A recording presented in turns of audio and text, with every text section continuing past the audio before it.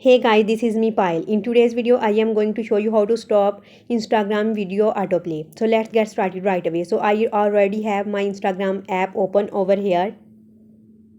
And you will need to go to the bottom right hand corner of the screen and tap on your profile picture. When you are on your profile, go over to the top right of the screen and tap on three horizontal lines here. Then go ahead and tap on settings. Then select account. Then scroll down a little bit and select cellular data use. And finally a data saver option. If you want to disable Instagram autoplay, turn it on.